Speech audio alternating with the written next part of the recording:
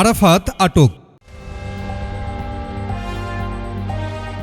বিগত আওয়ামী লীগ সরকারের তথ্য প্রতিমন্ত্রী মোহাম্মদ এ আরাফাতকে আটক করা হয়েছে।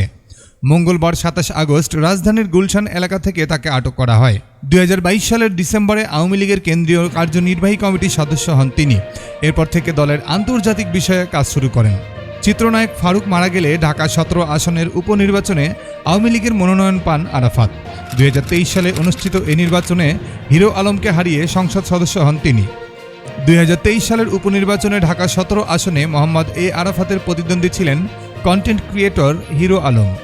ওই নির্বাচনে আরাফাতের বিরুদ্ধে কারচুপি ও তাকে প্রহারের অভিযোগ করেন হিরো আলম।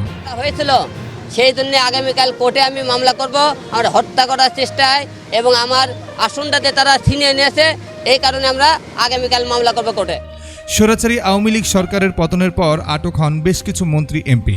সর্বশেষ মঙ্গলবার ২৭ আগস্ট আটক হন মোহাম্মদ এ আরাফাত। তার আটকের খবরে মিষ্টি নিয়ে গুলশান থানায় গেছেন হিরো আলম। নির্বাচনে অংশ নেওয়ায় ভোটের দিন হিরো আলমকে পিটিয়েছিল দুর্বৃত্তরা। তাকে পেটানো সেসব লোকজন আরাফাতের সমর্থক। এবার নতুন করে সেই প্রসঙ্গ নিয়ে হিরো আলম গণমাধ্যমের সঙ্গে কথা বলেছেন। হিরো আলম বলেন, আপনারা দেখেছেন আমি ১৭ আসনের উপনির্বাচনে বনানী বিদ্যানিকেতন স্কুল অ্যান্ড কলেজের ভোট কেন্দ্রে পরিদর্শনে গিয়েছিলাম।